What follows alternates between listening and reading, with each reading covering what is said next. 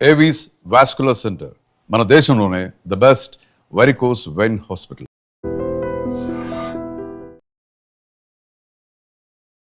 Hi నమస్తే, welcome to ఎడ్రీ media. నేను మీ రొద్దం శ్రీనివాస్. ఈ వారం రెండు ప్రముఖ వివాదాలు తెలుగు రాష్ట్రాలలో చాలా చర్చనీయాంశంగా మారాయి. అందులో ఒకటి సింగర్ మంగ్లీ గురించి.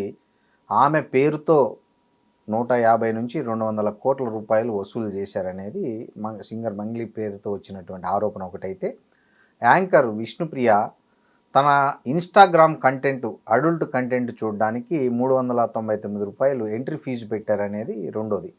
ఈ రెండు వివాదాల నేపథ్యంలో ఇది సమాజంపై ఇట్లాంటి కంటెంట్ కావచ్చు, ఇలాంటి ఆరోపణలు కావచ్చు, ఎట్లాంటి ప్రభావం చూపిస్తాయి, వీటిలో ఉన్న అసలు నిజాలేంటి, వాస్తవాలేంటి, వీటిలో నైతికత ఎంత, అనైతికత ఎంత అనే అంశాలను మనతో మాట్లాడడానికి ప్రముఖ సోషల్ యాక్టివిస్టు కృష్ణకుమారి గారు ఉన్నారు. నమస్తే కృష్ణకుమారి గారు.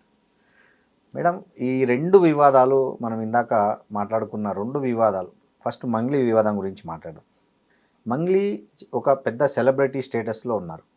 ఇప్పుడు ఆమె మీద ఉన్న ప్రధాన ఆరోపణ అడ్వకేట్ సుబ్బారావు గారు చేస్తున్నది ఏంటంటే, ఆమెనే వెనకుండి ఈ స్కామ్ చేసింది, హాస్పిటలు ఇంకోటి చెప్పి ఆమె బొమ్మ పెట్టుకొని చేశారు కాబట్టి ఆమె బాధ్యత వహించాలి, ఆమె దీని వెనక సూత్రధారి అన్నట్లు ఆయన మాట్లాడుతున్నారు.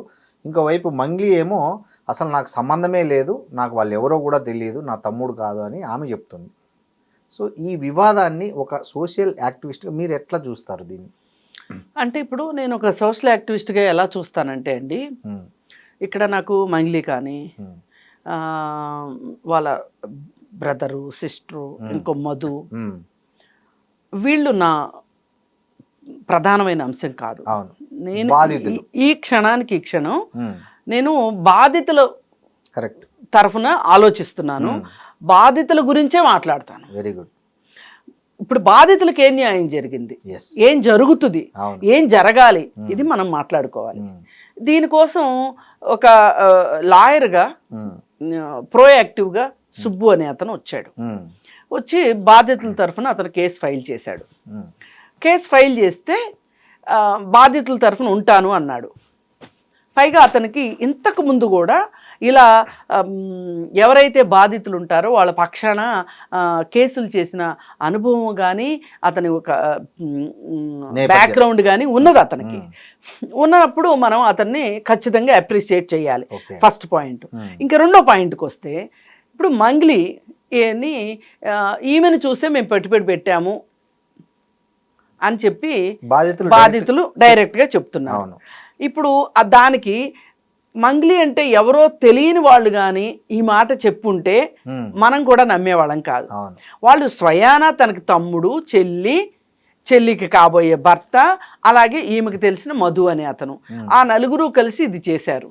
ఇది చేసినప్పుడు నీకు ఆ మాత్రం వాసన రాకుండా ఉంటుందా? నీ ఇల్లు కేంద్రంగా జరుగుతున్నప్పుడు నీకు తెలియకుండా ఎలా ఉంటుంది? ఇది ప్రాథమికంగా ఎవరికైనా వచ్చే ప్రశ్న. ఇప్పుడు నువ్వు వీళ్ళ తరఫున క్యాంపెయిన్ చేయకపోవచ్చు, వీళ్ళు పెట్టిన కంపెనీల్లో నువ్వు వన్ ఆఫ్ ది డైరెక్టర్గా ఉండకపోవచ్చు, బాధితులతో డైరెక్ట్గా మాట్లాడి ఉండకపోవచ్చు, కానీ వాళ్ళు నీ వాళ్ళు అయినప్పుడు, నీ ఇంట్లోనే వాళ్ళు ఉంటున్నప్పుడు, నీ ఇల్లు కేంద్రంగా ఆ డబ్బులు లెక్కలో డొక్కలో మొన్న చూసినప్పుడు, ఇంత వ్యవహారం ఉన్నప్పుడు నాకు సంబంధం లేదంటే ఎలా కుదురుతుంది? ఇప్పుడు ఇది ఈ రోజు రాలేదు బయటికి, 6 నెలల క్రితం సిసిఎస్కి వెళ్ళింది కేసు. ఆ వెళ్ళినప్పుడైనా సరే నా తమ్ముడు ఉన్నాడు, నా చెల్లెలు ఉంది, ఈ చౌహాన్ ఉన్నాడు, మధు ఉన్నాడు, వీళ్ళందరూ నాకు సంబంధించిన మనుషులు. దీనివల్ల బాధితులకు ఏమైనా నష్టం జరుగుతుందా అనేది ఒకటి. పోనీ బాధితుల గురించి నువ్వు ఆలోచించకపోతే, నీకు ఒక సోషల్ కాన్షియస్నెస్ లేకపోతే నువ్వు ఆలోచించకపోవచ్చు, కనీసం నేనైనా ఈ రొంపిలో పడతానేమో అనే ఒక ఆలోచన నీకు రావద్దా? రావాలి. రాలేదు. పోనీ అప్పుడైనా సరే, ఆ రోజు కూడా మంగ్లీ పేరు బయటకు వచ్చింది, నిజానికి వచ్చింది. వచ్చినప్పుడు నువ్వు ఇప్పుడు వచ్చి మీడియా ముఖంగా మాట్లాడుతున్నది, ఆ రోజు మాట్లాడి ఉంటే ఈ 6 నెలల్లో అయినా బాధితులు తగ్గేవాళ్ళు కదా. బాధితులు ఇంకా కొత్తగా చేరేవాళ్ళు చేరకపోయి ఉండేవాళ్ళేమో. లేదు అనుకుంటే నీ బాధ్యత నువ్వు వహించిన ఫీలింగ్ అయినా నీకు ఉండేది. ఇవాళ మీడియా నిన్ను ఇంత టార్గెట్ చేసి ఉండేది కాదు. నువ్వు ఆ రోజు చేయాల్సిన పని ఈ రోజు చేస్తున్నావు. ఈ లోపు జరగాల్సిన నష్టం జరుగుతుంది. వీళ్ళు హైకోర్టు నుంచి యాంటిసిపేటరీ బెయిల్ కూడా తెచ్చేసుకున్నారు. ఎవరు, ఈ మధు అన్నతను వీళ్ళ తమ్ముడు బెయిల్స్ కూడా తీసుకొచ్చేసుకున్నారు. ఇంత తతంగం జరుగుతుంటే ఈరోజు బాధితులు ఒకరికొకరు జాయిన్ అయిపోయి ఈ సుబ్బు నేతృత్వంలో కేసు వేసేసరికి నీకు ఎంతో కొంత భయం అనేది వచ్చింది. భయం వచ్చి ఏం చేసావు నువ్వు? వెంటనే నీకు తెలిసిన ఒక సినిమా డైరెక్టర్కి ఫోన్ చేసి, అన్న నీకు సుబ్బు తెలుసు కదా, అతనితో నేను కొంచెం ఇబ్బందిగా ఉంది, అతనితో నేను సరిగా మాట్లాడలేకపోయాను, కొంచెం నువ్వు ఏదన్నా కొంచెం మాట్లాడతావా అని అడిగావు. అడిగితే ఆయన చాలా ప్రోయాక్టివ్గా మీటింగ్ అరేంజ్ చేశాడు. మీటింగ్ అరేంజ్ చేసినప్పుడు ఆ మీటింగ్లో అతను ఏం చెప్పాడు, ఇక్కడ సుబ్బు కాదు, మధు కాదు, నువ్వు కాదు, నేను కాదు, ఇప్పుడు మనం ఏదైతే మాట్లాడుకున్నామో బాధితులే మనకి ఇక్కడ ఇంపార్టెంట్. బాధితులకు అన్యాయం జరగకూడదు. మంచో చెడు నీ పేరు వచ్చింది బయటికి, కాబట్టి నువ్వు ఆ మధు అన్నోడిని పట్టుకుని వాళ్ళకి రిటర్న్ ఇప్పించే. ఇప్పుడు రూపాయికి రూపాయి ఇవ్వలేకపోవచ్చు, 30,000 అయినా ఇస్తే వాళ్ళు చచ్చినోడి పెళ్లికి వచ్చిందే కట్నం అని చెప్పి వాళ్ళు ఇదవుతారు కదా. నువ్వు అలా ఎందుకు చేయలేదు? ఆయన చెప్పాడు కదా, ఓ పెద్ద మనిషిగా నీకు ఆ మాట చెప్పాడు. చెప్పినప్పుడు కూడా నువ్వు ఎంత యార్గెంట్గా మాట్లాడావో, నువ్వు ఎంత రివర్స్లో మాట్లాడావో అక్కడి నుంచి బయటికి వచ్చిన వాళ్ళు చెప్తున్నారు. చాలా యారగెంట్గా బిహేవ్ చేసిందంట ఆ రోజు. సరే, అసలు ఇప్పుడు నీ మీద లేకుండా పోవాలంటే నువ్వు మధుని అప్పచెప్పొచ్చు కదా అని అడిగినప్పుడు, అవును నిజమే, నేను మధుని అప్పచెప్తాననే మాట నీ దగ్గర నుంచి ఎందుకు రాలేదు? అసలు చేయాలి కదా, బాధ్యత కదా, చెయ్యాలి కదా, చేయలేదు. చేయకపోగా ఇప్పుడు ఆ రోజు ఆ వీడియో తీసి పెట్టుకుని మాటలు కాకుండా ఊరికే కూర్చున్న వీడియో, డబ్బులు నన్ను డిమాండ్ చేశాడు డబ్బులు అని చెప్పి ఇప్పుడు అతన్ని అంటుంది. ఇప్పుడు ఓ పక్కన ఇతను బయటకు వచ్చేసేసి మన వేణు ఉడుగుల బయటకు వచ్చేసేసి ఉన్నది ఉన్నట్టు కుల్లా చెప్పేశాడు. పోయింది కదా. అవును. ఇప్పుడు అసలు నువ్వు ఆమె నన్ను అప్రోచ్ అయ్యి సుబ్బుతో మాట్లాడమని అడిగింది అని చెప్తున్నాడు. సుబ్బు మంగ్లీతో మాట్లాడి నాకేదన్నా ఇప్పించండి నేను విత్డ్రా అవుతాను అని సుబ్బు అడగల. అవును. నువ్వు వేణు ఉడుగులను అడిగావు, సుబ్బుని పిలిపించి కొంచెం మాట్లాడు అని. ఈ ఉద్దేశం ఏంటి అంటే, ఆ క్షణానికి ఆ క్షణం సరే సుబ్బు ఇంకా నాకు ఎందుకులే ఇదంతా, నేను విత్డ్రా అయిపోతాను కేసులో నుంచి అని అవ్వాలని ఏమనుకుంది. అవును. అక్కడ అది కుదరకపోయేసరికి ఇప్పుడు అతను యథావిధిగా ఆయన కేసు పని ఆయన చూసుకుంటుంటే ఈలోపు నువ్వు ఇంక ఇది బాగా దగ్గరకు వచ్చేస్తుంది, పీక్ వచ్చేస్తుంది అన్నప్పుడు నువ్వు బయటకు వచ్చి మీడియా ముఖంగా ఏం చెప్పావు? నువ్వు చెప్తున్నవి ఏవైతే ఉన్నాయో అవి తేలిపోయాయి మీడియా ముందు. ఏంటి? అతనికి బిగ్ బాస్కి వెళ్ళాలని ఉంది, నాకు ఫేమ్ ఉంది కాబట్టి నాతో పెట్టుకొని అతను ఫేమ్ అవ్వాలనుకుంటున్నాడు, శ్రీముఖి అంటే క్రష్ ఉంది. అసలు ఇప్పుడు నువ్వు మధ్యలో శ్రీముఖిని తీసుకురావాల్సిన అవసరం ఏంటి ఇక్కడ? అదే కదా, అంటే అతని వ్యక్తిత్వం గురించి చెప్పదలుచుకుంది. అంటే అతనిని వీక్ చెయ్యాలని చెప్పి అతన్ని తగ్గించాలి. ఇప్పుడు అతనికి వాళ్ళ సొసైటీలో అతను పేదల పక్షాన బాధితుల పక్షాన ఉన్నాడు అనే ఒక ఫీలింగ్ని పోగొట్టడం కోసం అతను ఇదంతా ఎందుకు ఈ బాధితులను అడ్డం పెట్టుకుని ఆయన సొంత ప్రయోజనం కోసం చేస్తున్నాడు అని క్రియేట్ చేయదలుచుకుంది. ఆ క్రియేట్ చేయదలుచుకుంటే అది చూసే వాళ్ళకి ఆ మాత్రం అర్థం కానంత అమాయకులు ఎవరు ఉండరు ఇవాళ. అప్పటికీ కూడా సరే నేను నా నిర్దోషిత్వాన్ని నిరూపించుకోవాలంటే నేను మధు అనే వ్యక్తి నేను దోషిగానే చూస్తున్నాను, అతని కేంద్రంగానే జరిగింది కాబట్టి అతనికి నాకు ఏ విధమైన సంబంధం లేదు అని చెప్పి ఎందుకు నువ్వు బాధితులకు న్యాయం జరగాలని ఆ రోజు కూడా మాట్లాడాల. నువ్వు ఎంతసేపు సుబ్బు మీద ఆరోపణలు చేయటం తప్పితే నీ దృష్టిలో బాధితులు లేరు. ఇంకోటి, ఆమె తమ్ముడిని చూపించి ఆ వీడియోలో ఉన్నది నా తమ్ముడు ఒకటి కాదు, అసలు వానికి సంబంధమే లేదు, పోలికలు లేదని కూడా చెప్తుంది అవును. నా తమ్ముడు కాదని. అవును. ఇప్పుడు డబ్బులు లెక్కేసినోడు ఆఫీసోడు అయ్యి ఉండొచ్చు, వాళ్ళ తమ్ముడు అక్కడ లేకపోయి ఉండొచ్చు. అయినంత మాత్రం నీది అని చెప్పబడుతున్న అపార్ట్మెంట్లోని కార్యకలాపాలన్నీ జరిగినాయి కదా, దీనికి ఏం చెప్తావు నువ్వు మరి? నీ అనుమతి లేకుండా, నీ చెల్లెల అనుమతి లేకుండా, నీ తమ్ముడు అనుమతి లేకోకుండా నీ ఇంట్లో ఇవన్నీ జరుగుతాయా? నువ్వు ఉంటున్న అపార్ట్మెంట్కి మేము బాధితులు కొంతమంది మేము వెళ్ళామని కూడా చెప్తున్నారు. ఒక అతనైతే అసలు వీళ్ళందరితోటి ఇప్పుడు ఇక్కడ నిన్న పంజగుట్ట పోలీస్ స్టేషన్కి వచ్చిన కొంతమంది చెప్పేది ఏంటి అంటే, వాళ్ళతో డబ్బులు కట్టించిన అతను ఒకరోజు ఫోన్ చేస్తే నేను మా మంగ్లీ మేడం వాళ్ళ గృహప్రవేశం అపార్ట్మెంట్ గృహప్రవేశంలో ఉన్నాను అని చెప్పి ఆ తర్వాత వీళ్ళని అపార్ట్మెంట్కి తీసుకెళ్ళాడు. వాళ్ళు చెప్తున్నారు, నీ అపార్ట్మెంట్ అడ్రస్తో సహా చెప్తున్నారు, ఇప్పటికి 4-5 సార్లు వచ్చామని చెప్తున్నారు. దీనికి ఏం చెప్తావు సమాధానం?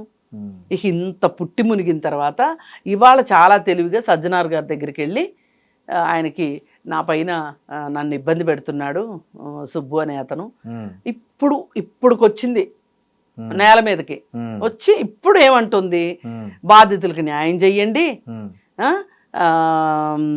ఆ మధుని వాళ్ళని మీరు ఏం విచారిస్తారు విచారించుకోండి,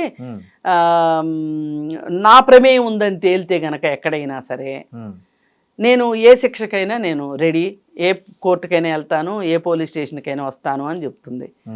అంటే ఈమె ధీమా ఏంటి అంటే ఎక్కడా కూడా డైరెక్ట్గా ఏమో మాట్లాడింది లేదు బాధితులతో. అలాగే వాళ్ళు పెట్టిన కంపెనీలు ఏవైతే ఉన్నాయో ఆ కంపెనీలో ఏ కంపెనీలో ఏమో డైరెక్టర్గా లేదు. ఇప్పుడు కోర్టుకి ఏం కావాలి? సాక్ష్యాలు కావాలి. సాక్ష్యాలు లేకుండా ఏం మాట్లాడినా ఏం ఉపయోగం? ఇప్పుడు ఆ కంపెనీలో డైరెక్టర్ ఎవరు, మేనేజింగ్ డైరెక్టర్ ఎవరు? కానీ ఈ డబ్బులు ఏ అకౌంట్ లేకపోయాయి, అవి ఎక్కడ విత్డ్రా అయ్యాయనే ఇన్వెస్టిగేషన్ ప్రాపర్గా జరిగితే అంటే అయినా మంగ్లీకి ఎక్కడ పట్టుబడదు ఇది. ఎందుకంటే ఆ కంపెనీ అకౌంట్లోకి వెళ్ళి ఆ కంపెనీలో వీళ్ళ తమ్ముడు వీళ్ళ చెల్లెలు ఆ కంపెనీ డైరెక్టర్లుగా ఉన్నారనుకోండి, అప్పుడు తమ్ముడు చెల్లైనా దాని కిందకి వస్తారు కదా. అంటే వస్తే కూడా ఇప్పుడు ఒక మినిస్టర్ తమ్ముడు మోసం చేశాడు అని తేలింది అనుకోండి, ఇప్పుడు డైరెక్ట్ గా మినిస్టర్ మాట్లాడలేదు అనుకోండి, మినిస్టర్ని ఎట్లా మనం చట్టం పరిధిలోకి తీసుకొస్తాం? కష్టం. ఇప్పుడు ఆమె ధీమా అదే, టెక్నికల్ గా కష్టము, టెక్నికల్ గా చాలా కష్టం. కానీ మోరల్ గా ఎథికల్ గా నువ్వు బాధితుల తరఫున నిలబడాలి అంటే నీ వాళ్ళ గోల్డ్ లోడ్ కొట్టైనా సరే వాళ్ళకి డబ్బులు కట్టాలి. ఇప్పుడు వాళ్ళంతా కలిసే ఉంటారు అనుకుంటా కదండి, ఫ్యామిలీ అంతా ఒకే కంబైన్డ్ గానే ఉంటారు. అదే కదా మరి.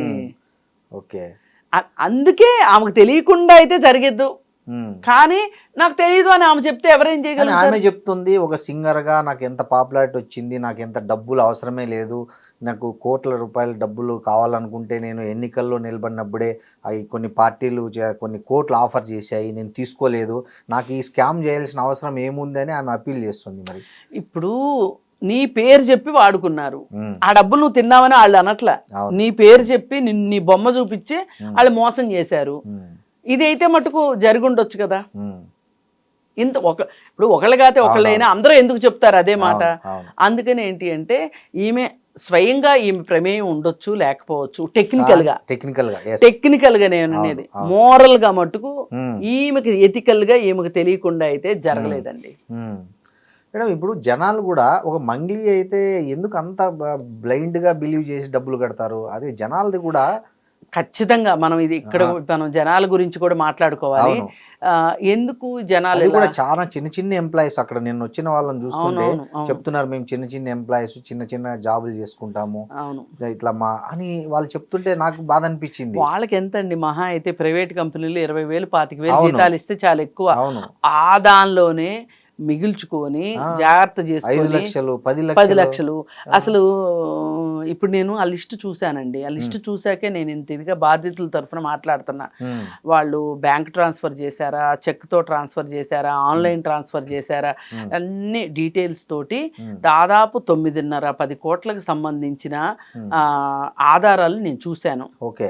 జనాల దగ్గర నుంచి అయితే వీళ్ళకి డబ్బులు వచ్చినాయి.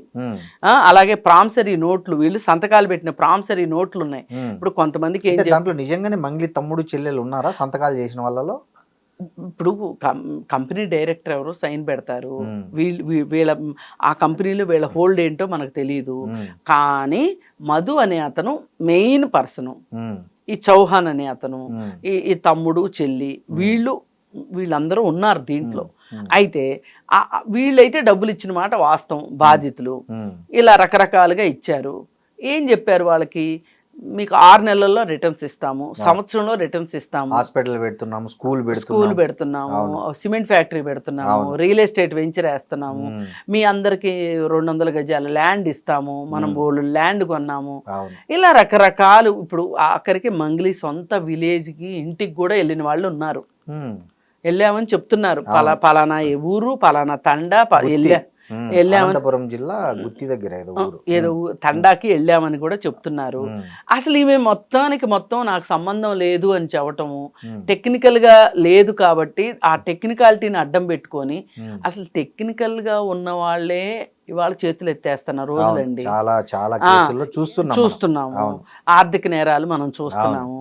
ఇప్పుడు వాళ్ళు చేశారులే కాబట్టి మేం చేసాం కాబట్టి ఇంకోళ్ళు చేస్తారంటే కుదరదు. ఉమ్, ఇప్పుడు నిన్న గుజరాత్ది ఒక ప్రైవేట్ బ్యాంకు ఈ డిపాజిట్స్ స్వీకరించే ఒక సంస్థ బోర్డు తిప్పేసింది. ఉమ్, ఆ లోపలమని ఏడుస్తున్నారు. ఇప్పుడు ప్రతిరోజు ఇది భారతదేశంలో ఏదో ఒక మూల ఒక స్కామ్ జరుగుతుంది. అవును. ఇప్పుడు దీనికి పెట్టుబడి పెట్టే వాళ్ళు ఎవరండి? సామాన్యులే. అవును, సామాన్య ప్రజలు. అవును. ఇంకా వీళ్ళని మనం ఎంతవరకు అయ్యో పాపం అనొచ్చు అంటే, ఏ బెట్టింగ్ యాప్ల్లోనో పెట్టకోకుండా ఇట్లా డిపాజిట్ పెట్టారు, ఇట్లా పెట్టారు. అట్లీస్ట్ కొంత కేసు పురోగతి చెందితే కొంచెం పోలీసులు సిన్సియర్ గా చేస్తే ఎంతో కొంత డబ్బైనా నిజం వెనక్కి వస్తాయి వీళ్ళకి. కాకపోతే జనాలు కూడా ఇవాళ డబ్బుకి ప్రాధాన్యత పెరిగి చాలా తక్కువ కాలంలో చాలా ఎక్కువ డబ్బులు సంపాదించాలి అనే ఒక తాపత్రయం మనుషుల్లో పెరిగింది. ఒక స్పెండింగ్ పిచ్చి కూడా పెరిగింది, బాగా ఖర్చు పెట్టాలి. ఇప్పుడు పెళ్లి చేయాలి అంటే ఉన్నా లేకపోయినా ఏదో ఒకటి చేసి పెళ్లి చేయాలి. దానికోసం ఏం చేస్తున్నారు, ఇప్పుడు ఈ డబ్బులు ఇచ్చిన వాళ్ళలో కొంతమంది ఓ 2 ఏళ్లలోనో సంవత్సరంలోనో అమ్మాయిదో అబ్బాయిదో పెళ్లి ఉందనుకోండి, ఇప్పుడు అనుకోకుండా ఎక్కువ వస్తుందిలే అని ఎక్కువ ఖర్చు పెట్టుకోవచ్చు, పెద్దగా పెళ్లి చేసుకోవచ్చు కదా అని ఆశపడిన వాళ్ళు ఉన్నారు.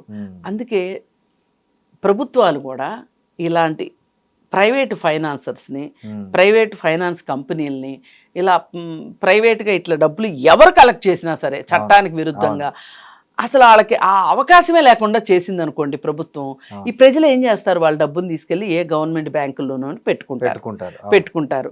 లేదు అనుకుంటే ఏదైనా పొలం వచ్చి చిన్నో పెద్దో ఏదో ఒకటి కొనుక్కుంటారు, ఏదో ఒకటి కొనుక్కుంటారు. ఇవాళ వాళ్ళు 2 సంవత్సరాల క్రితం డబ్బులు పెట్టారనుకోండి, దీంట్లో అనుకుందాం 2 సంవత్సరాల క్రితం బంగారం రేట్ ఎంత తక్కువ, 50,000 ఉండేది మహా అయితే. ఇప్పుడు 1,40,000, 3 రెట్లు పెరిగింది, 200% పెరిగింది. యాక్చువల్ వాళ్ళ ఇన్వెస్ట్మెంట్ గోల్డ్ లో చేసిన దీనికంటే ఎక్కువ డబ్బులు వచ్చాయి. అంటే బంగారం ఎంత పెరుగుతుందని వాళ్ళు ఊహించలేదు. కానీ ఒకటండి, ఎవరికైనా సేఫ్ ఇన్వెస్ట్మెంట్ ఏంటి అంటే ఈ రోజు ఇంట్లో కూర్చుని కూడా నువ్వు బంగారం అమ్ముతాను, ఒక బంగారం షాపు ఫోన్ చేసి బంగారం అమ్ముతానంటే ఇంటికి వచ్చి దండం పెట్టి తీసుకెళ్లే పరిస్థితి వచ్చింది.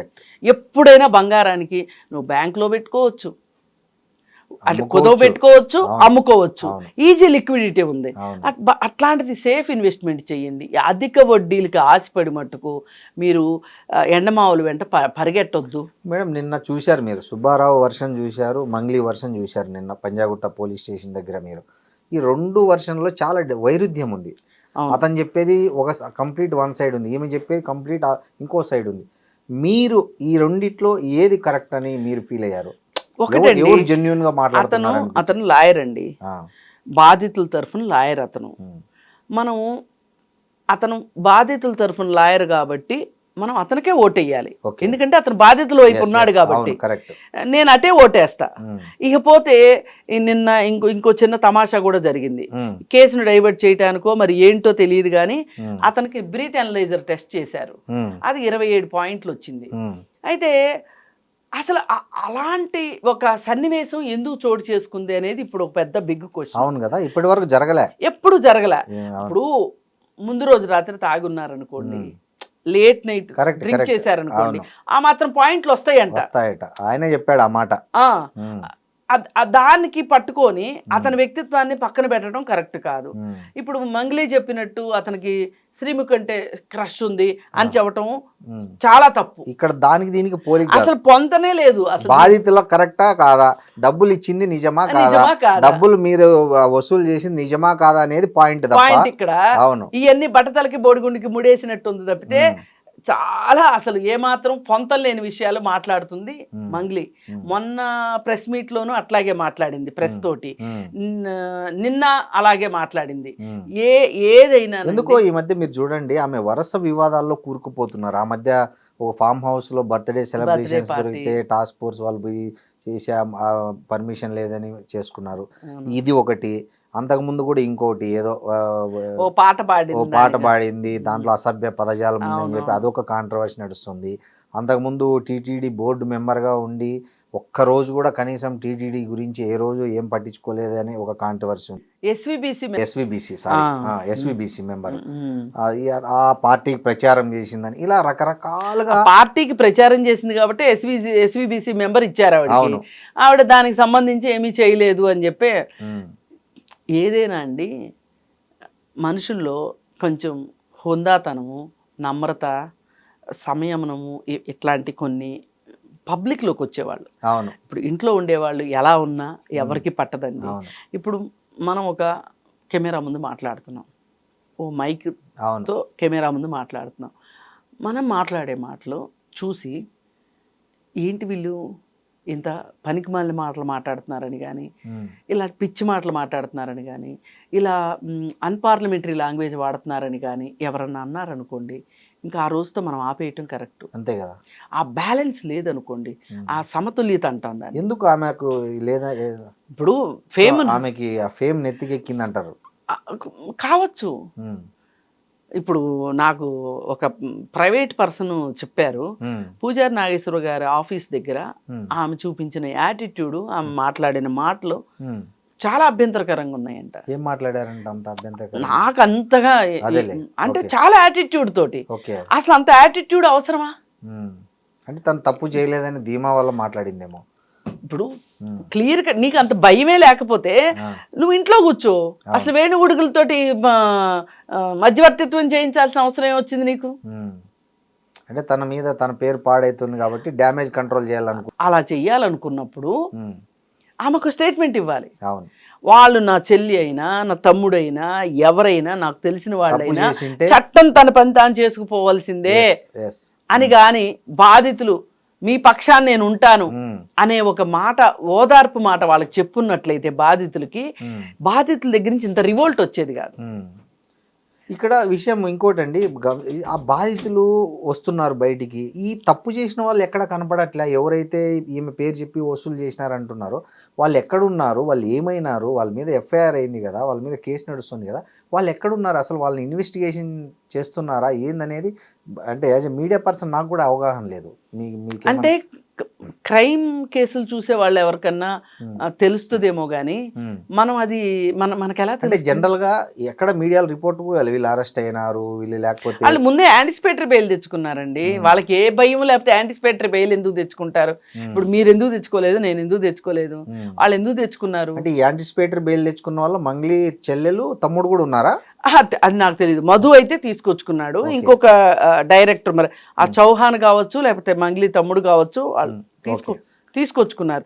అసలు ఇప్పుడు ఇంకా బయటకు వస్తాయి ఈ కేసు గురించి, ఇంకా బాధితులు ఇంకా వస్తారు బయటికి. ఇప్పుడు ప్రస్తుతం ఈయన దగ్గర కేసు పెట్టిన బాధితులే ఎవరైతే ఉన్నారో వాళ్ళు దగ్గర దగ్గర 10.5 కోట్లు. ఇప్పుడు ఆంధ్ర, తెలంగాణ, కర్ణాటక ఈ 150 నుంచి 200 కోట్లు అంటున్నారు అంటున్నారు. ఎందుకంటే చాలా మంది ఉండాలి. ఇంకోటండి, ఇక్కడ ఆమెకు ఒక సెలబ్రిటీ హోదా వచ్చింది, మీరు అన్నట్లు అనుకోనంత డబ్బు, పేరు అన్నీ వచ్చాయి. ఆమెకి ఏం అవసరం ఉంటుంది మళ్ళీ ఈ రూపంలో కూడా ఆమె డబ్బులు వెనకేసుకోవాలనే ఆలోచన ఆమెకి ఎందుకు ఉంటుంది అనేది కూడా ఒక డబ్బుకు మితం ఉండదండి. ఓకే, మీరు ఎవరికన్నా కూర్చోబెట్టి అన్నం పెట్టండి, చాలు అంటారు. పావుగంట తర్వాత, అరగంట తర్వాత, మరీ బకాసురులు అయితే ఒక అరగంట తర్వాత చాలు అంటారు. ఎవరికైనా మీరు డబ్బులు ఇస్తాను అనండి, చాలు అన్న వాళ్ళు ఎవరైనా ఉంటే నా దగ్గర తీసుకురండి, వాళ్ళకేదో జబ్బు ఉన్నట్లు లెక్క. అంతేనా? ఓకే. మేడం ఇంకో ఇట్లా సెలబ్రిటీ ఆమె మీద ఇట్లా వరుసగా వస్తే ఆమె కెరీర్ దెబ్బతింటది కదా, అది ఆమెకే కదా నష్టము ఇలాంటి వరుస వివాదాల్లో ఇప్పుడు కూరుకుపోయి. ఒకటండి, ఉమ్, మనకి లింగ నిర్ధారణ పరీక్షలను ఉన్నాయి. అవును. ఒక డాక్టరే చేస్తుంది అవును. అనుకోండి. ఉమ్, ఒక డాక్టర్ చేసినప్పుడు ఇప్పుడు మహా అయితే నువ్వు ఆ లింగ నిర్ధారణ పరీక్ష చేస్తే నీకు 5,000 వస్తాయి అనుకుందాం. పోనీ 5,000 ఇచ్చారు అనుకుందాం. అవును. ఇప్పుడు ఇది బయటకు వస్తే నీ లైసెన్స్ క్యాన్సిల్ అవుతుంది అని తెలిసి కూడా ఎందుకు చేస్తారు? 5,000 కక్కుర్తిపడి. ఇప్పుడు అసలు వీళ్ళు ప్రాక్టీస్ చేసుకుంటే ఇంకా చాలా వస్తాయి కదా. అవును. అదే ఓకే. లాజిక్, అదే సూత్రం ఇక్కడ ఇంప్లిమెంట్. అంతే.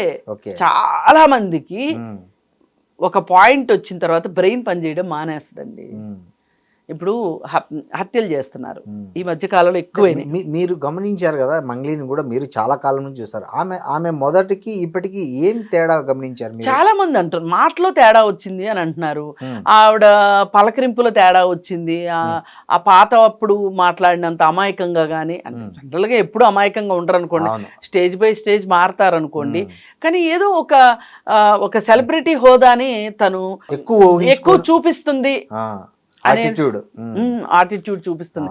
ఆ యాటిట్యూడ్ వల్ల ఈ సమస్య ఇక్కడ దాకా వచ్చిందండి. ఇంకోటండి, నేను ఈ మధ్య ఒకటి విన్నాను.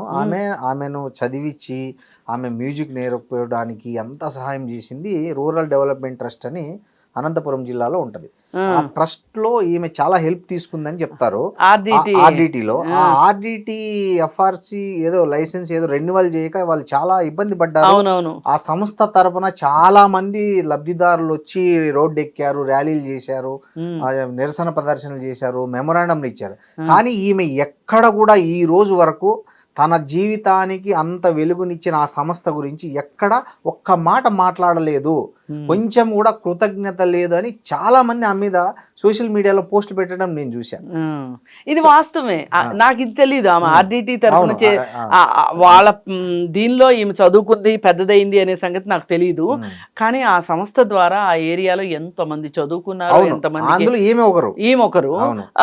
కానీ అక్కడ చదువుకుని ఫారిన్ వెళ్ళి వాళ్ళు కూడా డబ్బులు పంపిస్తున్నారు. వాళ్ళందరూ లెటర్లు రాశారు, పిఎంకి లెటర్లు రాశారు, దీనికి చేయండి, రెన్యువల్ చేయండి అని. చాలా రోడ్డు ఎక్కారు, ర్యాలీలు చేశారు, ధర్నాలు చేశారు. ఈమె కనీసం స్టేట్మెంట్ కూడా ఇవ్వలేదని అక్కడ వాళ్ళే సోషల్ మీడియాలో పెట్టారు.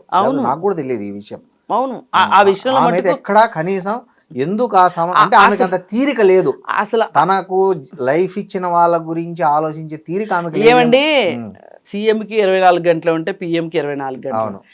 వాళ్ళ మాకు తీరిక లేదని చెప్తున్నారా? నీళ్లు ఇవ్వడం కానీ, బాత్రూములు కట్టించడం కానీ, స్కూల్స్ బాగు చేయటం కానీ, చాలా అసలు అలాంటి ఎన్జిఓ ఇండియాలో అతి తక్కువ ఎన్జిఓల్లో అదొక ఎన్జిఓ అని చెప్తారు. నిజమే, అది చాలా గొప్ప విషయం. అక్కడ కూడా ఈమె కృతజ్ఞత చూపించలేదు అనేది.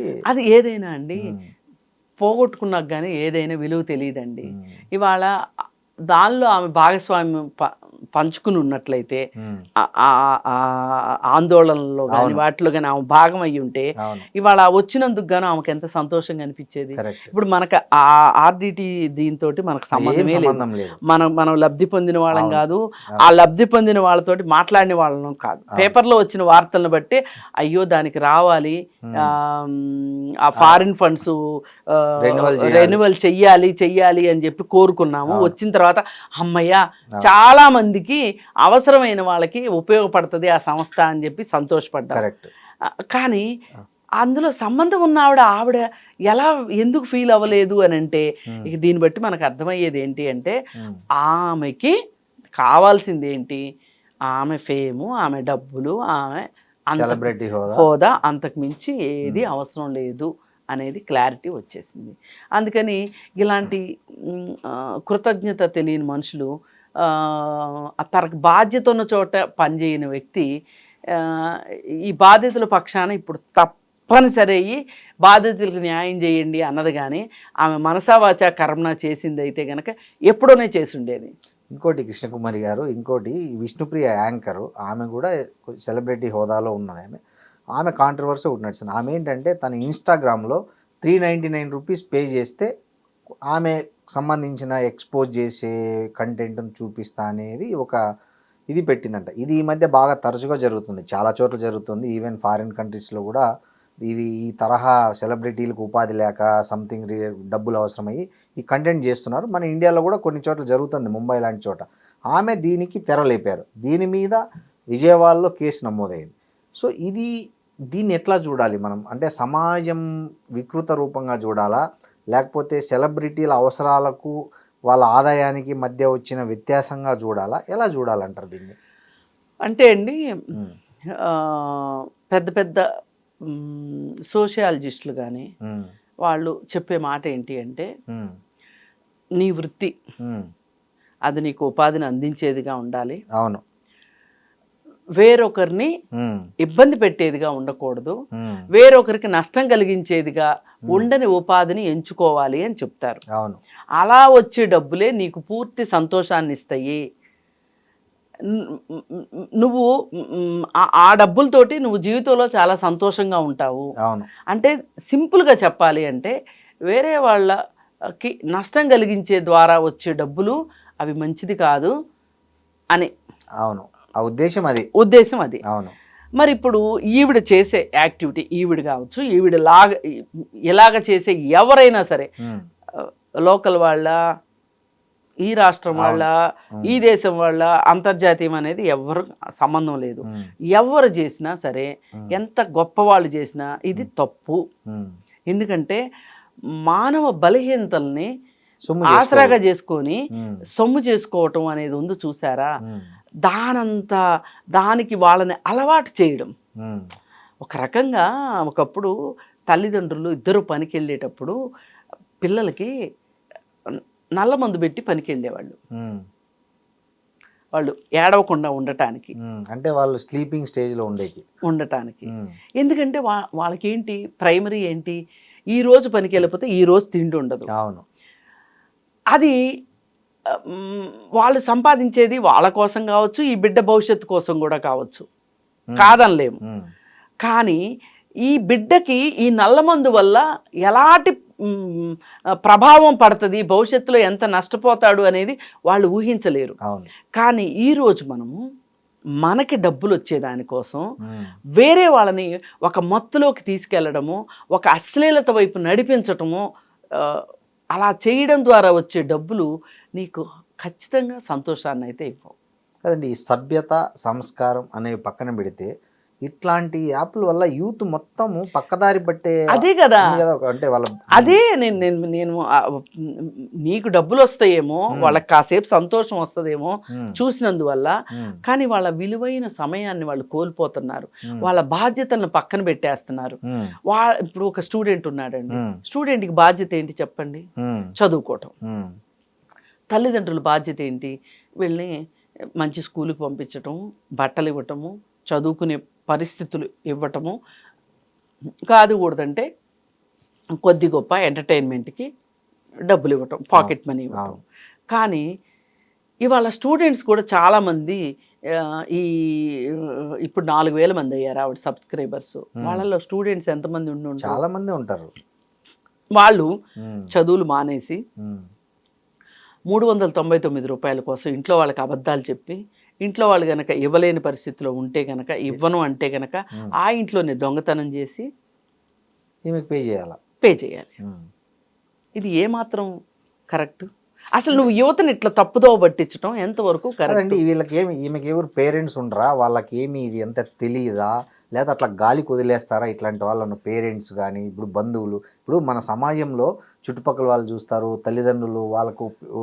ఇది పాత రోజులండి, ఇప్పుడు ఏం లేవా? ఇప్పుడున్న పరిస్థితిలో ఏంటంటే తల్లిదండ్రులు కూడా వీలైతే వాళ్ళకి సహకరిస్తున్నారు తప్పితే, ఇప్పుడు ఈవిడ చేసింది, ఈవిడ సబ్స్క్రిప్షన్ పెట్టింది అని చెప్పి రీతు చౌదరి పెట్టింది, వీళ్ళని చూసి ఇంకొకళ్ళు అంటే ఓహో ఇది ఒక కొత్త రకం ఉపాధి, ఇలా కూడా డబ్బులు సంపాదించవచ్చు అనమాట. అవును అని వీళ్ళు బిగ్ బాస్లకి వీళ్ళే వెళ్తారు, షాపులు ఓపెనింగ్లకి వీళ్ళే వెళ్తారు, చిన్న చిన్న సినిమాల్లో ఏమన్నా వేషాలు వస్తేను చేస్తారు, యాంకరింగ్ చేస్తారు. ఇవన్నీ నేను తప్పు పట్టను, అది వృత్తి. ఇప్పుడు విజయవాడలో ఒక అతను కేసేశాడు ఈ విషయం మీద. వేసి అతను ఏం అడుగుతున్నాడంటే, సరే విష్ణుప్రియ గారిని చెప్పమనండి, నా వృత్తి ఉమ్, యాంకరింగ్ కాదు, ఉమ్, నా వృత్తి సినిమాలు కాదు, ఉమ్, నా వృత్తి బిగ్ బాస్కి వెళ్ళటం కాదు. ఉమ్. నేను ఇట్లా నా ఒళ్ళును. నా శరీరాన్ని చూపించి ఉమ్, నేను స్కిన్ షో చేసి నేను డబ్బులు సంపాదించుకుంటమే నా వృత్తి అని చెప్పమనండి అని అడుగుతున్నాడు ఉమ్, ఓ చిన్నపిల్లాడు. ఉమ్. ఎంత సామాజిక బాధ్యతతో కేసు పెట్టాడండి. అవును.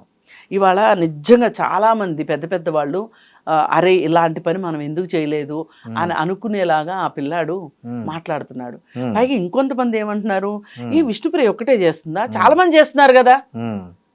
అంతే కదా. ఇప్పుడు జడ్జి అడిగాడు అనుకోండి, ఈ హత్య నువ్వు ఎందుకు చేసావు, నీకు శిక్ష పడుతుందని తెలియదా అంటే, నేను ఒక్కడేంటి చాలా మంది చేస్తున్నారు అంటే శిక్ష ఏమన్నా తగ్గిస్తారా? తగ్గిరు కదా. శిక్ష నేరమే కదా.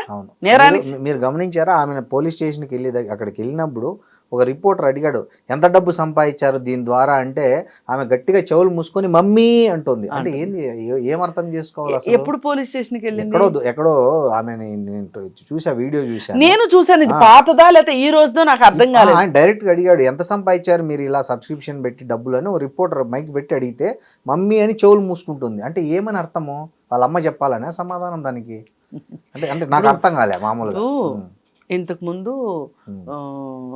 బెట్టింగ్ యాప్స్కి ప్రమోట్ చేసింది. అవును. ఆ రోజు నేను ఇంకెప్పుడు ఇట్లా చెయ్యను అని అన్నది. అవును కదా. అవును. మళ్ళీ ఇప్పుడు అది అయిపోయింది. ఇది అసలు వీళ్ళకి డబ్బు సంపాదించడం తప్పితే రెండో పనే లేదు. డబ్బు యావదప్ప సామాజిక బాధ్యత ఏమీ లేదు. ఇప్పుడు దీనివల్ల నష్టం ఏంటి అంటే, ఇది ఇది మొదటి స్టెప్. ఇది అయిపోయిన తర్వాత పోర్నుకు అలవాటు పడతారు. అవును. ఈ రెండు అయిపోయిన తర్వాత గంజాయి డ్రగ్స్ వీటన్నిటిలోకి వెళ్ళిపోయిన తర్వాత విషవాలయం. ఈ విషవాలయంలోకి వెళ్ళిన తర్వాత వాళ్ళకి ఇంకా డైరెక్ట్ గా ఎవరినన్నా అత్యాచారం చేయాలనిపించింది అనుకోండి, వాళ్ళకి ఏది తప్పు అనిపించదు. సమాజంలో నేరాలు పెంచే ప్రవృత్తిని వీళ్ళు ఎంకరేజ్ చేస్తున్నారు ఇండైరెక్ట్ గా. ఇది స్టార్టింగ్ స్టెప్. అవును. అందుకు నేను ఇంత వ్యతిరేకిస్తున్నా. అండి ఇప్పుడు వీళ్ళు సెలబ్రిటీస్ అయ్యి ఇంత డబ్బు సంపాదించి పేరు వచ్చిన తర్వాత షోలు మీరు అన్నట్లు అన్ని రకాల డబ్బు సంపాదిస్తున్నారు. ఈ అడల్ట్ కంటెంట్ను కూడా ప్రమోట్ చేసుకొని డబ్బు సంపాదిస్తే రేపు వాళ్ళకు ఒక వ్యక్తిగత జీవితం అనేది ఒకటి ఉండదా? వాళ్ళను పెళ్లి చేసుకున్న వాళ్ళు మనశ్శాంతిగా ఉంటారా? లేదు వాళ్ళకు పుట్టబోయే పిల్లలు కానీ వాళ్ళు కానీ ఫ్యూచర్లో ఇది డిజిటల్ కంటెంట్ ఎక్కడికి పోదు, ఇది ఎక్కడో ఒక చోట రికార్డ్ అవుతుంది. ఇప్పుడు వాళ్ళందరూ ఎలా ఉన్నారు, రాజకీయ నాయకుల దగ్గర నుంచి వ్యాపారస్తుల దగ్గర నుంచి ఈ రోజు ఏంటి, సినిమా వాళ్ళు కానీ ఈ రోజు మాకు కలెక్షన్స్ వచ్చినాయా లేదా, ఇప్పుడు ఏ కంటెంట్ అంటే ఆ కంటెంట్ పెట్టేసేసి అవసరమైతే హీరోయిన్కి చిన్న బట్టలు వేసి అలాగే ఒక స్పెషల్ సాంగ్ పెట్టి 4 బూతు జోకులు పెట్టి మేము సినిమా తీసాము కలెక్షన్లు వచ్చినాయి అని సినిమా వాళ్ళు, వ్యాపారస్తులు మేము ఏ రకంగా అయినా సరే వ్యాపారం చేస్తాము, మేము దొరికినప్పుడు దొంగలవి, మేము డబ్బు సంపాదించాల్సిందే, మాకు డబ్బే కావాలి అనుకునేవాళ్ళు, ఇట్లాంటి వాళ్ళందరూ ఉండబట్టే కదండి. ఇప్పుడు ఏ రాజకీయ నాయకుడైనా మీరు చూడండి, మీరు కూడా నేను ఈ వాగ్దానం చేశాను, ఈ మాట ఇచ్చాను, నా మేనిఫెస్టో ఇది, నేను ఇది చేయలేకపోతున్నాను, చెయ్యకపోతే నేను మళ్ళీ 5 ఏళ్ల తర్వాత ఎట్లా ఓటు అడుగుతాను అనే ఒక జ్ఞానం ఉంటుందా అండి రాజకీయ నాయకులకి? నెక్స్ట్ టైం ఇంకా ఎంత పెంచాలా, ఎంతమంది ఇవ్వాలా, ఈసారి కంటే ఎక్కువ ఎంత డబ్బు పంపిణీ చేయాలా, ఏం చేయాలనేది చూస్తుంది కదా. మరి ఈ చుట్టూ అందరూ ఇలా ఉండగా మామూలు మనుషులు కూడా ఇలా కాకుండా ఎలా ఉంటారండి? అవును. ఈ ప్రభావం అన్ని చోట్ల ఉంటుంది. అందుకని ఏంటంటే అలా అని దొరికిన వాళ్ళని ఎక్స్క్యూజ్ చేయమని కాదు నా ఉద్దేశం. వీళ్ళలా ఎందుకు ఆలోచిస్తున్నారు? ఇప్పుడు మీరు ఇవన్నీ చేసుకుంటున్నారు కదండి, ఈ డబ్బులు సరిపోవా అని అడిగినందుకు నేను ఇదంతా చెప్పాను. ఇప్పుడు ఒక పొలిటీషియన్కి, ఒక వ్యాపారస్తుడికి ఇంత డబ్బు సరిపోదా అండి? సరిపోతుంది. ఇప్పుడు నిన్న మొన్న వేదాంత గ్రూప్ ఉంది కదా, వాళ్ళ అబ్బాయి చనిపోయాడు. చనిపోతే ఆయన చాలా బాధగా నేను నా ఆస్తిలో సగభాగం నేను సమాజ సేవకు వాడతాను అని చెప్పారు. కానీ ఆయన సంపాదించిందంతా సమాజం మీదనే, ఆయన సంపాదించిందంతా పేదవాళ్ళ మీదనే. ఇప్పుడు గిరిజన గ్రామాల్లో ఊళ్ళకు ఊళ్ళు మైనింగ్ లో వెళ్ళిపోయినాయి. ఆ మైనింగ్ లోనే ఆయన సంపాదించాడు డబ్బులన్నీ. అంటే ప్రభుత్వాలకి లంచాలు ఇచ్చే వాళ్ళకి లంచాలు ఇచ్చి, రాజకీయ నాయకులకి లంచాలు ఇచ్చి, అధికారులకి లంచాలు ఇచ్చి, ఏం చేసైనా సరే నేను డబ్బు సంపాదించాలి అనుకున్నాను. సంపాదించావు కదా. ఈ రోజు నీ కొడుకు చనిపోయాక నీకు ఏమనిపించింది? సగం సమాజానికి ఇస్తాను అంటున్నావు నువ్వు. అసలు నువ్వు సమాజం నుంచి ఇంత ఎందుకు తీసుకున్నావు? ఏం అవసరం? నువ్వు ఎందుకు తీసుకున్నావు చెప్పు? సమాజం నుంచి నీకు ఇంత కక్కుర్తి దేనికి? ఈ కక్కుర్తి అనే మాట ఉంది చూసారా? విష్ణుప్రియ కావచ్చు, విష్ణుప్రియ లాగా చేసేవాళ్ళు కావచ్చు, ఈ రాజకీయ నాయకులు కావచ్చు, వ్యాపారస్తులు కావచ్చు, వీళ్ళందరికీ వర్తిస్తుంది ఈ కక్కుర్తి అనే మాట. ఇంకోటి ఏంటంటే మిమ్మల్ని కానీ సుబ్బారావు గారిని ఈజీగా ఓ మాట అనేస్తున్నారు. ఏంటంటే మీరు సెలబ్రిటీలను టార్గెట్ చేసి మీరు ఫేమ్ తెచ్చుకోవడానికి టార్గెట్ చేస్తున్నారని అంటున్నారు. అది సరేనండి, అనుకోనివ్వండి. ఇప్పుడు ఎవరు తప్పు చేస్తే వాళ్ళ గురించి మాట్లాడతాం. ఇప్పుడు వేదాంత ఆయన ఉన్నాడండి, ఆయన నాకు తెలుసా? తెలియదు. నేను చూశాను ఆయన. అసలు మీరు ఆయనకు తెలియదు, ఆయన మీకు తెలియదు. తెలిసే అవకాశం కూడా లేదు. ఆయన గురించి ఎందుకు మాట్లాడాం? ఇప్పుడు ఇంత చౌకబారుగా టాటా గురించి మాట్లాడము. ఈజ్ ఎ నోబుల్ పర్సన్ కదా. అవును. మరి ఈయనకంటే ఫేమస్ కదా టాటా. చాలా ఫేమస్. మరి టాటాను కూడా అనేసేసి నేను ఫేమ్ లోకి రావచ్చు, ఫేమస్ అవ్వచ్చుగా. కరెక్ట్. ఫేమస్ అవ్వాలంటే ఫేమస్ అవ్వడమే అనుకుంటే అవును. అందుకని ఎవరు ఏం మాట్లాడినా, ఎలా మాట్లాడినా నా స్పందన ఈ విధంగానే ఉంటుంది. ఇది సమాజానికి మంచిది కాదు, ఇది సమాజానికి చెడు చేస్తుంది అంటే నేను దాని గురించి మాట్లాడతాను. నాకు ఇంటి పేరు కూడా లేదు. నా పేరు కృష్ణకుమారి, సోషల్ యాక్టివిస్ట్. అంటే అదే నా అడ్రస్. అవును. ఇంటి పేరు ఎందుకు లేదండి? నేను చెప్పను, నాకు ఇష్టం ఉండదు. అంతేనా? నేను ఇంటి పేరు ద్వారా గుర్తింపులోకి రావాలని నేను ఏ రోజు అనుకోను. అది మా తండ్రి ఇంటి పేరైనా నేను అది బిలాంగింగ్ గా అనుకోను. నా పెళ్లి తర్వాత ఇంటి పేరు నేను బిలాంగింగ్ గా అనుకోను. అసలు నేను ఇంటి పేర్లకి, కులాలకి, మతాలకి, వీటన్నిటికీ నేను వ్యతిరేకం. ఇంటి పేరు పెట్టుకోలేదు అంటే కొన్ని చోట్ల తప్పదు. ఇప్పుడు బ్యాంక్ అకౌంట్ ఆధార్ అట్లాంటి దగ్గర తప్పదు. తప్పించుకోగలిగిన దగ్గర మటుకు నేను ఇంటి పేరు చెప్పను. అందుకని ఏంటంటే కానీ నాకు గుర్తింపు ఏంటి అంటే నా పనే నాకు గుర్తింపు. సామాజికంగా ఎవరికైనా అన్యాయం జరుగుతుంది అంటే మాట్లాడతాము. మొదట నేను మాట్లాడిన తర్వాత అందరూ అదే రూట్లోకి వచ్చిన సందర్భాలు బోల్డ్ ఉన్నాయి. ఇప్పుడు అఘోరి అనే విషయం వచ్చింది. అఘోరి విషయంలో డే 1 లోనే నేను ఫస్ట్ డే రోజు నేను ఇతను దొంగ, మోసగాడు చెప్పారు. అసలు ఇతను దేవుడు కాదు, అఘోరీలంటే ఇలా ఉండరు, ఇలా సభ్య సమాజంలోకి రారు వాళ్ళు, ఇతను దొంగ అని చెప్తే చాలా మంది కోపం వచ్చింది. అట్లెట్లా మాట్లాడతారు? ఆ ఉసురు తగులుతుంది మీకు. వాళ్ళు శపిస్తే మామూలుగా ఉండదు. అది చివరికి ఎక్కడికి పోయాడు వాడు? చెంచల్ కూడా జైలుకి వెళ్ళాడు. అది అందుకని ఇట్లా చాలా విషయాలు. ఎందుకంటే నాకు బయాస్ లేదు, నేను ఎవరి పక్షం వహించను. ఎవరికి బాధితులు ఎవరుంటే వాళ్ళు. ఇప్పుడు ఇక్కడ కూడా విష్ణుప్రియ విషయంలో బాధితులు ఎవరో నాకు డైరెక్ట్ గా తెలియాల్సిన అవసరం లేదు. కానీ నా దేశం యొక్క యువత, నా దేశం యొక్క స్టూడెంట్స్ వాళ్ళు బంగారు భవిష్యత్తుని చెడగొట్టుకుంటున్నారు. అసలు ఇవాళ మామూలుగా ఉన్న పరిస్థితులే అరకొరగా ఉన్నాయి. తల్లిదండ్రుల ఆదాయాలు సరిగ్గా లేవు, చదువులు అంతంత మాత్రంగా ఉన్నాయి, చదువుకున్న తర్వాత ఉద్యోగం రావటం కష్టంగా ఉంది. అసలు వీళ్ళ భవిష్యత్తు ఏంటి, ఏం ఆలోచిస్తున్నారు, వీళ్ళు భవిష్యత్తు కోసం ఏం చెయ్యాలనుకుంటున్నారు, ఎంత మెరుగైన భవిష్యత్తు అంటే జీవితంలో కనీసం 2 పూట్ల తిండి తినగలిగే పరిస్థితులు వీళ్ళకు ఉంటాయా లేదా, ఇలా ఆలోచించటమే తప్పితే మనకి పెద్ద పెద్ద సెలబ్రిటీస్ మనకు తెలియాలి వాళ్ళతోటి. ఇప్పుడు మీకు విష్ణుప్రియ మీ ఎదురుగా వచ్చి నిలబడితే మీరు ఏం చెప్తారు? నేను ఒకటే చెప్తాను, మీరు చేసేది తప్పు, అది సమాజానికి వ్యతిరేకమైన పని అని చెప్తాను మొదటగా. ఆ తర్వాత చట్టానికి వ్యతిరేకమైంది అని కూడా చెప్తాను. ఇప్పుడు మనకి క్లియర్గా మనకి అబ్సెనిటీ, న్యూడిటీ అని మనకు ఒక చట్టం ఉంది. ఆ చట్టం ప్రకారం ఈవిడ పెట్టే ఫోటోలు, సోషల్ మీడియాలో పెట్టే ఫోటోలు అభ్యంతరకరం. ఇప్పుడు ఇలాంటి ఫోటోలే, ఇలాంటి ఎక్స్పోజింగ్ సినిమాల్లో కూడా ఉంది అని ఆమె అనొచ్చు, ఖచ్చితంగా అంటది. అంటే దానికి ఒక సెన్సార్ ఉంది. మేము సెన్సార్ మీద కూడా ఫైట్ చేస్తున్నాం. కానీ ఒక దొంగ ఉన్నాడని ఒక దొంగను చూసి ఇంకొకళ్ళు మేము అలాగే చేస్తామంటే కుదరదు కదా, దొందు అంటే కుదరదు కదా. అందుకని మీరు ఇలా చేయడం కరెక్ట్ కాదు. ఇప్పుడు మీకు 1,40,000 మంది మీ సైట్ని మీ ఫాలోవర్స్ ఉన్నారు. అవును. ఈ ఫాలోవర్స్ కాకుండా ఉమ్, సబ్స్క్రైబర్స్ అని చెప్పి మీరు 399 రూపాయలు పెట్టడం వల్ల ఉమ్, మీకు ఇప్పుడు 4,000 మంది సబ్స్క్రైబర్స్ వచ్చారు. ఉమ్. ఈ 4,000 మంది ఇచ్చిన డబ్బులు ఏవైతే 16 లక్షలు. 16 లక్షలు వచ్చినాయి మీకు. ఉమ్. ఇప్పుడు ఈ 16 లక్షలు ఉమ్, ఎందుకు ఇచ్చారు వాళ్ళు?